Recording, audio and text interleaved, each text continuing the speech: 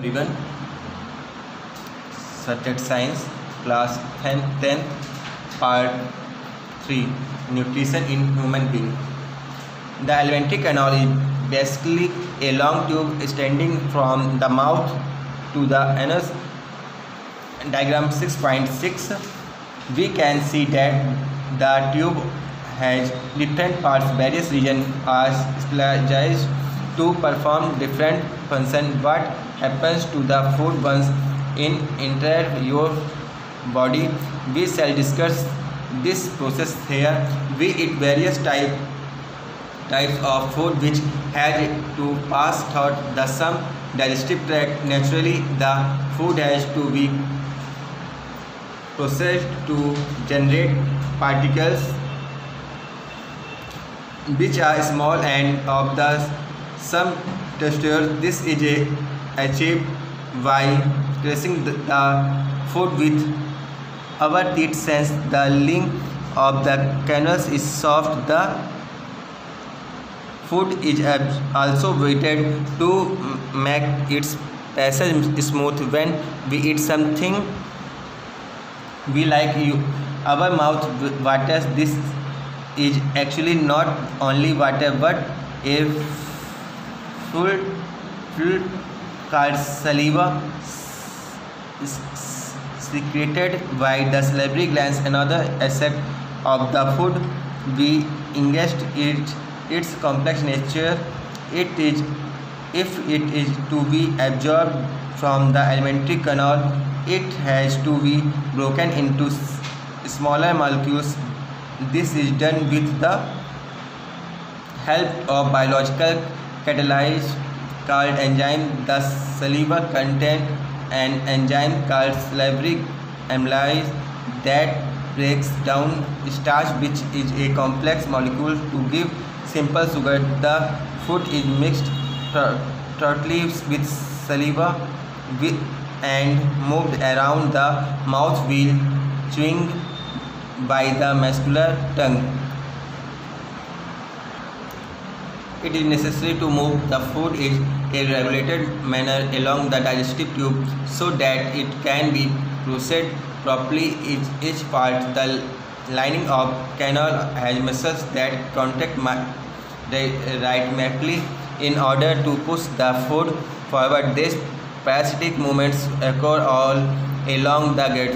From the mouth, the food is taken to the stomach through the food pipe or esophagus. The stomach is a large organ which expands when food is entire it. The muscular wells of the stomach help in mixing the food thoroughly with more digestive juice. The digestion is in stomach is taken care of by the gastric glands present in the wall of the stomach. These release hydrochloric acid, a protein digesting enzyme called pepsin, and mucus. The hydrochloric acid creates an acidic medium with which facilitates the action of the enzyme pepsin. What other function do you think is served by the acid? The mucus protects the inner lining of the stomach from the action of this acid. Under normal conditions, we have often heard adults complaining about acidity. Can this be related to what has been discussed above? This is the longest part of the alimentary canal, which is fitted into a compact space because of extensive coiling.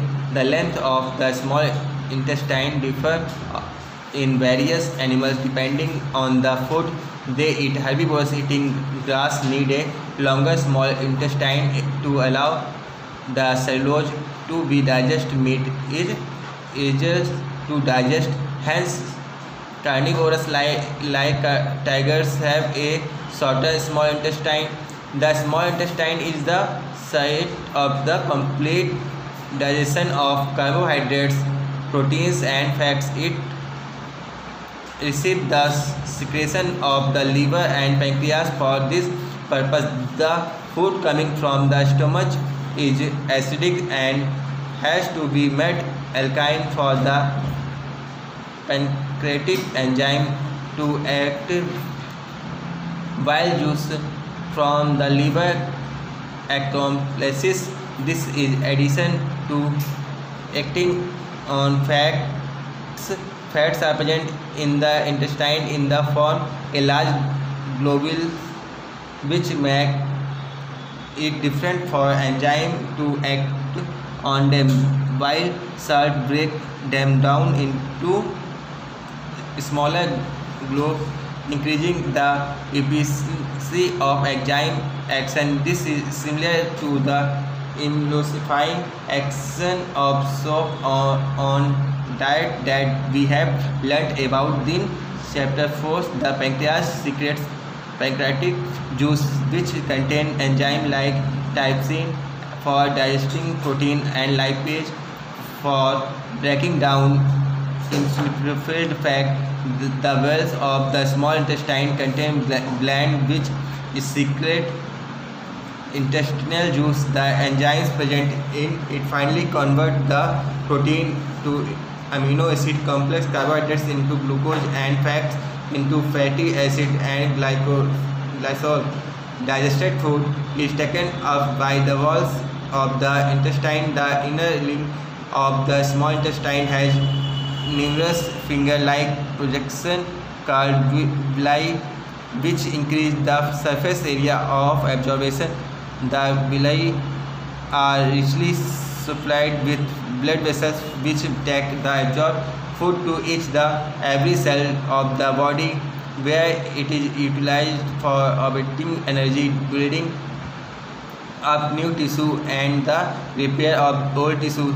The absorbed food is sent into the large intestine, where it will absorb more water from this material. The rest of the materials is removed from the body with the anus. The exit of this waste material is regulated by the anal sphincters. Nutrition in human being. मनुष्य में पोषण. आहार नाल मूल रूप से मुंह से गुदा तक विस्तारित एक लंबी नली है. इस नली में विभिन्न भागों को देख सकते हैं. जो भोजन हमारे शरीर में एक बार प्रविष्ट हो जाता है, उसका क्या होता है, यह इस प्रक्रम में हम बात करते हैं.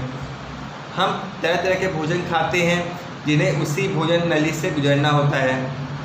प्राकृतिक रूप से भोजन को एक प्रक्रम से गुजरना होता है, जिससे वह एक छोटे छोटे कणों में बदल जाते हैं. दांतों से चबाकर पूरा हम भोजन अंदर करते हैं, क्योंकि आहार में अस्तर बहुत कोमल होते हैं.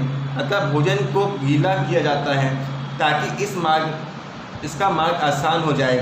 जब हम अपनी पसंद का कोई पदार्थ खाते हैं तो हमारे मुंह में पानी आ जाता है. यह वास्तव में केवल जल नहीं है, यह लाला ग्रंथि से निकलने वाले एक रस है जिसे लाला रस या लार कहते हैं.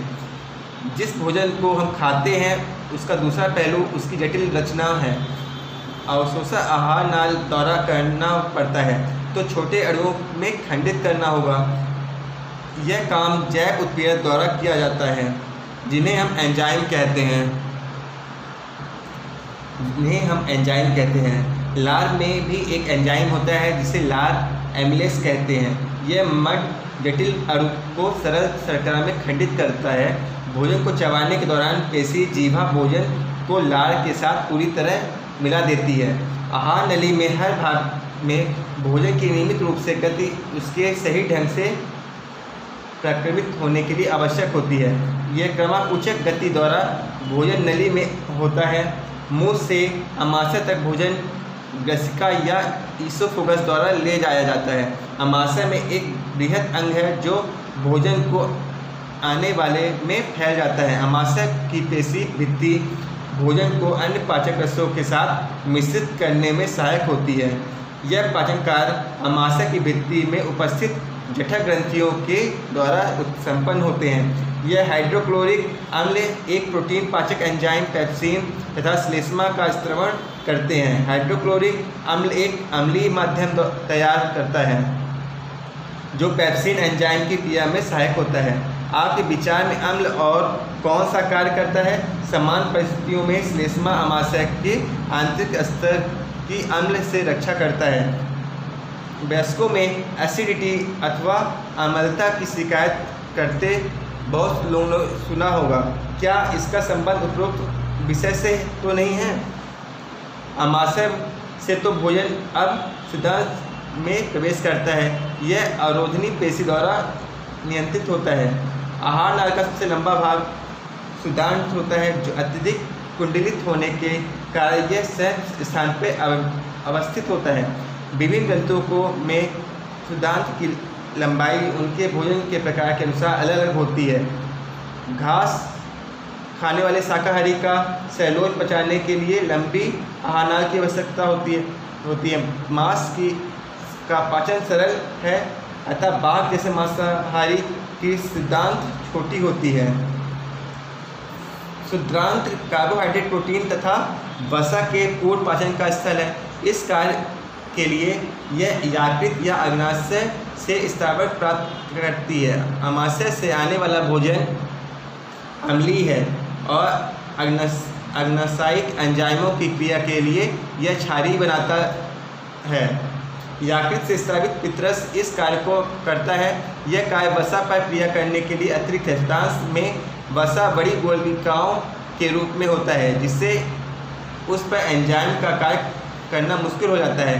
पित्त लवण उन्हें छोटी गलिकाओं में खंडित कर देता है जिससे एंजाइम की क्रियाशीलता बढ़ जाती है। यह साबुन का मैल पर इमल्सीकरण की तरह ही है जिससे विषय में आप क्लास 4 में पढ़ चुके होंगे। अग्नाशयिक रस में स्रावित करता है जिसे प्रोटीन के पाचन के लिए टैप्सिन एंजाइम होता है। यह इमल्सीकृत वसा में पाचन करने के लिए लाइपेज एंजाइम होता है। शुद्धांत के भित्ति में ग्रंथि होती है जो आत रस स्रावित करती है। इसमें उपस्थित एंजाइम अंत में प्रोटीन को अमीनो अम्ल, जटिल कार्बोहाइड्रेट को ग्लूकोज में तथा वसा को वसा अम्ल तथा ग्लिसरॉल में परिवर्तित कर देता है। पचित भोजन को आत्म की वृत्ति अवशोषित कर लेती है। शुद्धांश के आंतरिक स्तर पर अनेक अगली जैसे प्रबंध होते हैं जिन्हें दीर्घ रोम कहते हैं। यह अवशोषण का सतही क्षेत्रफल बढ़ा देते हैं। दीर्घ रोम में रुधिर वाहिकाओं की बहुतायत होती है जो भोजन को अवशोषित करके शरीर में प्रत्येक कोशिका तक पहुंचाती है। यह इसका उपयोग ऊर्जा प्राप्त करने के लिए नए ऊतकों का निर्माण और पुराने ऊतकों की मरम्मत में होता है। बिना पचा भोजन बृहदांत में भेज दिया जाता है जहां दीर्घ रोम इस पदार्थ में से जल का अवशोषण कर लेते हैं। अन्य पदार्थ गुदा द्वारा शरीर के बाहर कर दिया जाता है। इस वर्ज्य पदार्थ के बहिक्षेपण गुदा अवरोधनी द्वारा नियंत्रित किया जाता है। Respiration, श्वसन। We have discussed nutrition in organism in the last section. The food material taken in during the process of nutrition is used in cell to provide energy for various life processes. Diverse organisms do use this in different ways. Some use oxygen to break down glucose completely into carbon dioxide and water. Some use other pathways that do not involve oxygen. In all cases, the first step in the breakdown of glucose is 6 carbon molecule into the 3 carbon molecule called pyruvate. This process takes place in the cytoplasm. Further, the pyruvate might be converted into ethanol and carbon dioxide. The process takes place in yeast during fermentation. Since the process takes place in the absence of the air, it is called anaerobic respiration. Breakdown of pyruvate using oxygen takes place in the mitochondria. This process breaks up the 3 carbon pyruvate molecule to give 3 molecules of carbon dioxide. The other product is water. Since this process takes place in the presence of air, it is called aerobic respiration. The release of energy in this aerobic process is a lot greater than in the anaerobic process. Sometimes when there is a lack of oxygen in our muscle cell, another pathway for the breakdown of pyruvate is taken. Here the pyruvate is converted into lactic acid, which is also a 3-carbon molecule. This build up of lactic acid in your muscles during student activities cases camps.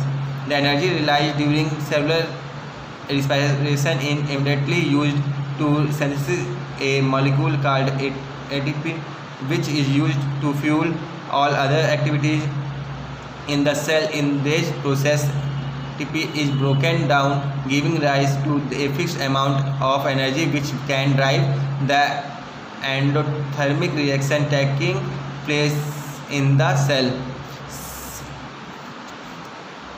Since the aerobic respiration pathway depend on oxygen, aerobic organism need in to ensure that there is sufficient intake of oxygen. We have seen that plants exchange gases through stomata, and the large intercellular space ensure that all cells are in contact with air. Carbon dioxide and oxygen are exchanged by diffusion. Here they can go into cells or away from them and out into the air. The direction of diffusion depends upon the environment condition and the requirement of the plant.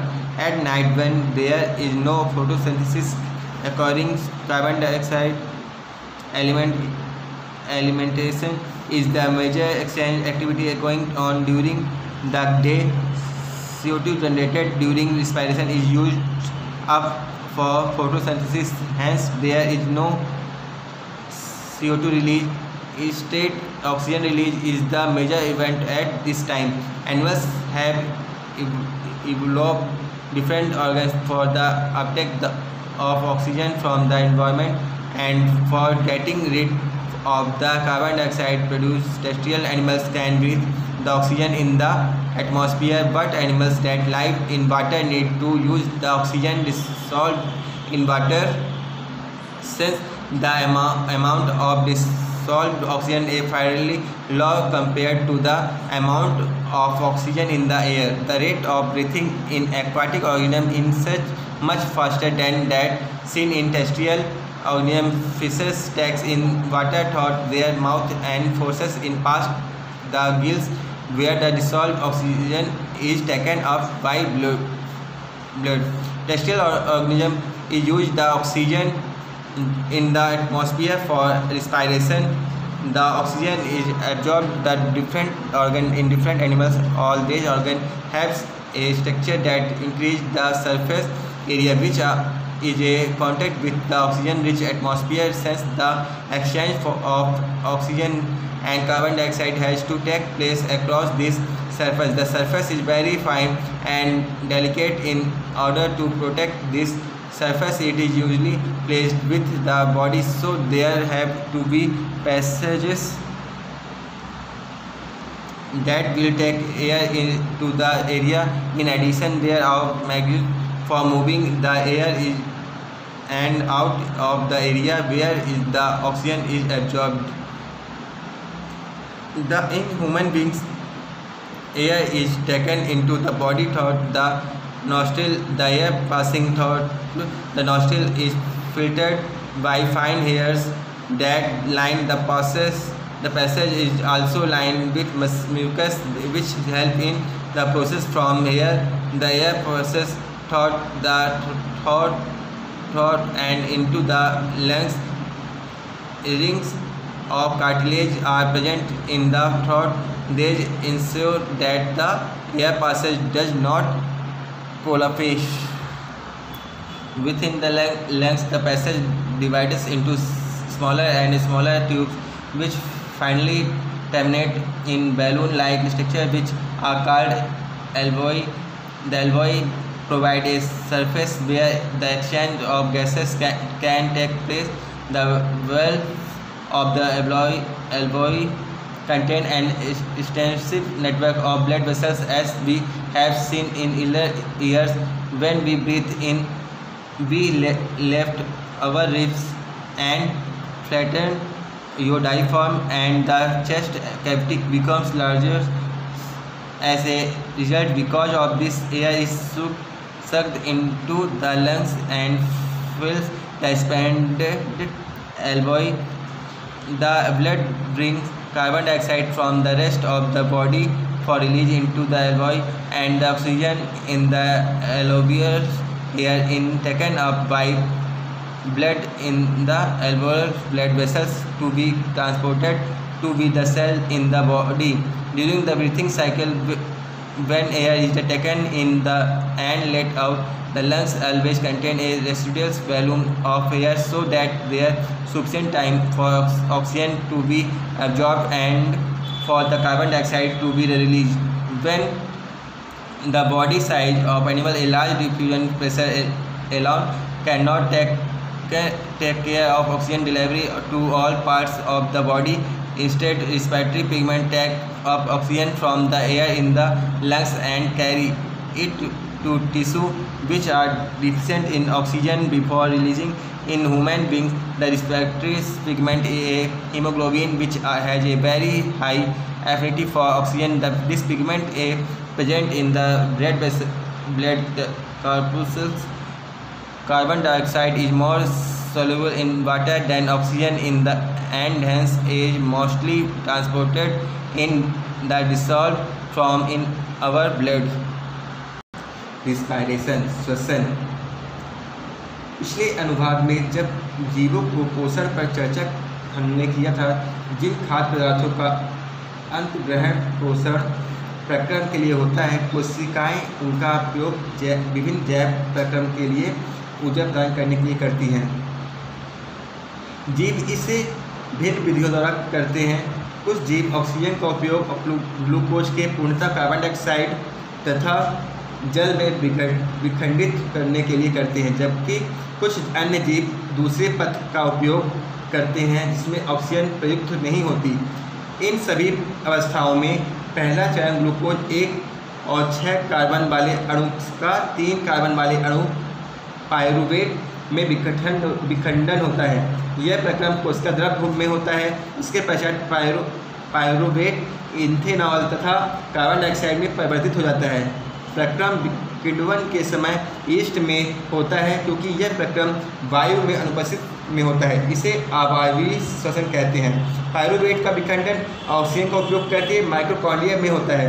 यह प्रक्रम 3 carbon वाले pyruvate में के अणुओं को विखंडित करने के लिए 3 कार्बन डाइऑक्साइड में अणु देता है। दूसरा उत्पाद जल है, क्योंकि यह प्रक्रम वायु में उपस्थित होता है। यह वायवीय श्वसन कहलाता है। वायवीय श्वसन में ऊर्जा का मोचन अवायवीय श्वसन की अपेक्षा बहुत अधिक होता है। कभी कभी हमारी पेशी कोशिकाओं में ऑक्सीजन का अभाव होता है। पायरुवेट का विखंडन के लिए दूसरा पथ अपनाया जाता है। यह पायरुवेट एक अन्य 3 कार्बन वाले अणु लैक्टिक अम्ल में परिवर्तित हो जाता है। अचानक किसी क्रिया में होने वाले हमारी पेशी में लैक्टिक अम्ल का निर्माण होना क्रैम्प के कारण हो जाता है। कोशिकीय श्वसन द्वारा मोचित ऊर्जा तत्काल ही एटीपी नामक अणु के संश्लेषण में प्रयुक्त हो जाती है, जो कोशिका के अन्य क्रियाओं के लिए ईंधन की तरह प्रयुक्त होती है। एटीपी का विखंडन से एक निश्चित मात्रा में ऊर्जा मोचित होती है, जो कोशिका के अंदर होने वाले अंतरोष्म क्रियाओं में परिचालन करती है। क्योंकि वायवीय श्वसन पथ ऑक्सीजन पर निर्भर करता है तथा वायवीय जीवों को यह सुनिश्चित करने के लिए आवश्यक है यह पर्याप्त मात्रा में ऑक्सीजन ग्रहण की जा रही है। जैसा हम देख चुके हैं कि पौधे गैसों का आदान प्रदान रंध्र के द्वारा करते हैं और अंतःकोशिकीय अवकाश ये सुनिश्चित करते हैं कि सभी कोशिकाएं वायु के संपर्क में हैं। कार्बन डाइऑक्साइड तथा ऑक्सीजन का आदान प्रदान विसरण द्वारा होता है। यह कोशिकाओं में से एक दूसरे उससे दूर बाहर वायु में जा सकती हैं। विसरण की दिशा पर्यावरणीय अवस्थाओं तथा पौधे की आवश्यकता पर निर्भर करती है। रात्रि में जब कोई प्रकाश संश्लेषण की क्रिया नहीं हो रही है तब कार्बन डाइऑक्साइड का निष्कासन ही मुख्य आदान प्रदान क्रिया है। दिन में श्वसन का दौरान निकली CO2 प्रकाश संश्लेषण में प्रेरित हो जाती है, अतः कोई CO2 नहीं निकलती। इस समय ऑक्सीजन का निकलना मुख्य घटना है। जंतुओं में पर्यावरण में ऑक्सीजन लेने और उत्पादित कार्बन डाइऑक्साइड से छुटकारा पाने के लिए भिन्न भिन्न अंगों का विकास होता है। स्थलीय जंतु वायुमंडलीय ऑक्सीजन लेते हैं, परंतु जो जंतु जल में रहते हैं वह जल में विलेय ऑक्सीजन ही उपयोग करने की आवश्यकता करते हैं। वह जो जीव जल में रहते हैं वह जल में विलेय ऑक्सीजन का उपयोग करते हैं, क्योंकि जल में विलेय ऑक्सीजन की मात्रा वायु में ऑक्सीजन की मात्रा की तुलना बहुत कम है। इसलिए जलीय जीवों का श्वास दर स्थलीय जीवों की अपेक्षा अधिक होती है। मछली अपने मुंह के द्वारा जल लेती है तथा बलपूर्वक इसे क्लोम तक पहुंचाती है, जहां विलेय ऑक्सीजन रुधिर ले लेता है। स्थलीय जीव श्वसन के लिए वायुमंडल में ऑक्सीजन का उपयोग करते हैं। विभिन्न जीवों में यह ऑक्सीजन भिन्न भिन्न अंगों में अवशोषित की जाती है। इन सभी अंगों में एक रचना होती है, इन सतही क्षेत्रफल को बढ़ाती है, जो ऑक्सीजन बहुमंडल के संपर्क में रहता है। क्योंकि ऑक्सीजन व कार्बन डाइऑक्साइड का विनिमय इस सतह से आर पार होता है। सतह बहुत पतली और मुलायम होती है। सतह की रक्षा के उद्देश्य से यह शरीर के अंदर व्यवस्थित होता है। इस क्षेत्र में वायु आने के लिए कोई रास्ता नहीं होना चाहिए। इसके अतिरिक्त यह ऑक्सीजन अवशोषित होती है। इस क्षेत्र में वायु अंदर और बाहर होने के लिए एक क्रियाविधि होती है। मानव में वायु शरीर के अंदर नसा नाकों द्वारा जाती है। नसा द्वारा जाने वाली वायु मार्ग में उपस्थित महीन बालों द्वारा निस्पंदित हो जाती है, जिससे शरीर में जाने वाले वायु धूल तथा दूसरी अशुद्धियाँ रहित होती हैं। इस मार्ग में श्लेष्मा की परत होती है, जो इस प्रक्रम में सहायक होती है। यहाँ पर वायु कंठ द्वारा फुफ्फुस में प्रवाहित होती है। कंठ में उपास्थि के विलय उपस्थित होते हैं। यह सुनिश्चित करता है कि वायु मार्ग निपातित न हो। फुफ्फुस के अंदर मार्ग छोटी और छोटी नलिकाओं में विभाजित हो जाती है, जो अंत में गुब्बारे जैसे रचना में अंतर्कृत हो जाती है। इसे कुपिका कहते हैं। कुपिका एक सतह उपलब्ध कराती है, जिससे गैसों का विनिमय हो जाता है। कुपिकाओं के भित्ति के रुधिर वाहिकाओं में विस्तृत जाल होता है, जैसा कि प्रारंभिक वर्षों में देख चुके हैं।